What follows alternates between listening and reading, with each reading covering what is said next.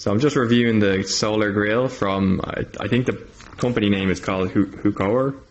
It's a little bit strange because there's no brand name on the manual that comes, but this is basically what you get. You get a big black bag like this. It's pretty sturdy.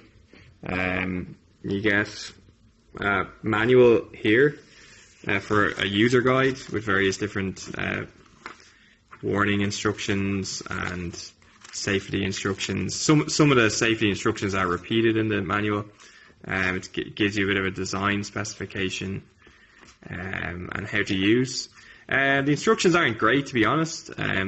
Like some of the things are referencing level 3 a lot on the dial, and there is I don't know exactly what that means.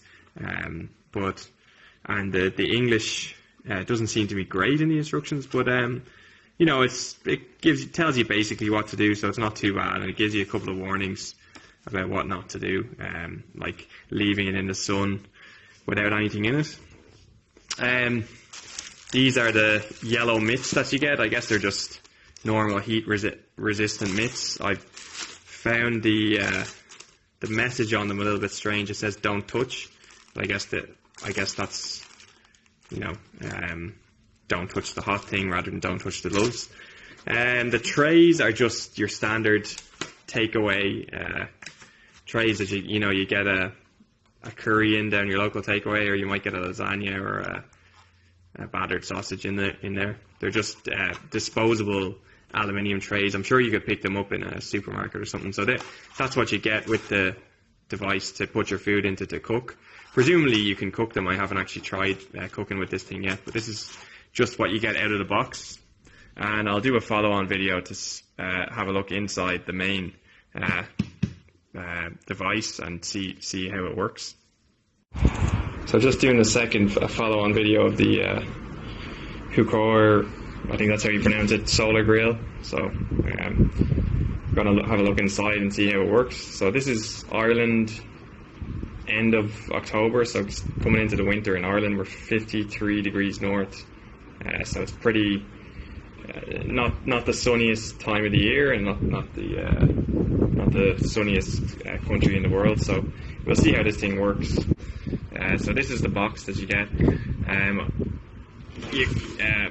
To open it, I've noticed you kind of have to roll it on its side to get to those zips. So you kind of just unzip the thing. It's pretty sturdy. It's pretty nice quality of a casing that it comes with. So that's a plus from me. Okay, so after you've already unzipped the grill, it's kind of it's a little bit like I don't know, it kind of springs back closed again, so it doesn't really unfold out in a very user-friendly way. There's a lot of resistance there on my hand, but if you look inside, you kind of have these little legs that you can pull out. I'm going to try and get to them here. And you can then prop those legs. You can see I just prop that leg in there to kind of prop it up, and that kind of keeps it from closing in on itself. And you prop that leg in to prop it up. Okay. This thing here is probably the most expensive part of the whole thing. It's the evacuated solar tube or something.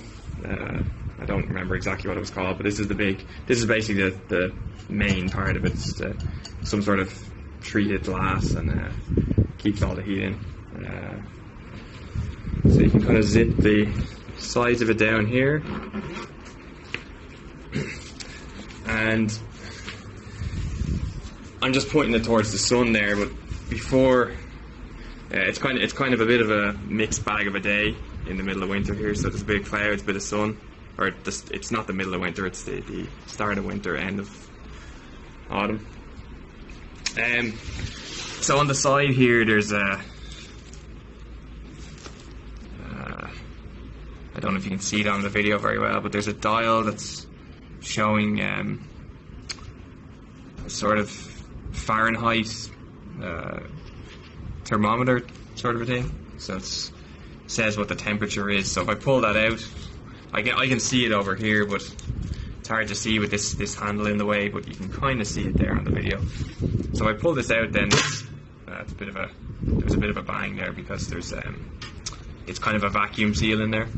There's these red sort of spongy, rubbery kind of things, and they kind of keep the thing sealed, so you don't have to screw it in or anything. It just seals in like a kind of a plunger, and that keeps all of the heat in, apparently. And then it's just a fairly basic sort of a metal tray. It's not bad quality, I suppose. It's not, it wouldn't be amazing quality, it wouldn't be bad quality there. And then inside the evacuated solder tube thing, it just looks kind of orange. I don't know. That's what it looks like in there. But I guess all your food goes into those little lunchbox things that we saw earlier on, and then you put them onto here, and then you put that into the oven. So they say that you should always preheat the oven, but you should never preheat it past level 3. So I assume, you can kind of see it a bit better there.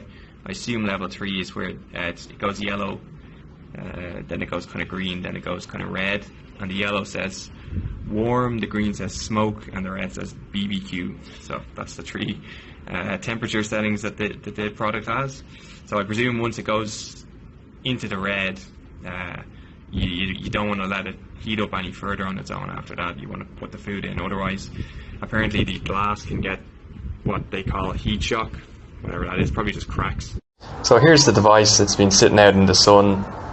It's the 6th of November in Ireland, so it's winter time over here, and it's heated up. It's heated up to about 200 degrees Fahrenheit, so it's pretty good going for the time of year that it is. I have some potatoes in there, and again, it's been about 2 hours, so it's not something that you'd be able to cook something quickly, but if you have a bit of time, you can slow cook something in the sun.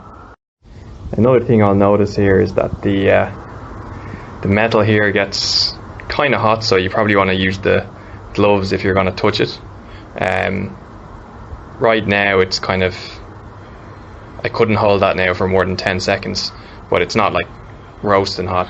And you can see as well that there's little bits of moisture here, and it seems like that's a good thing, because if there was a lot of steam build up, there'd be a lot of pressure build up inside the chamber. So I'd imagine this is the way that the chamber, the device makes sure that not too much pressure gets built up in there, because I have some potatoes in there with some water. They're a little bit wet, so I'd imagine there's some steam being generated inside.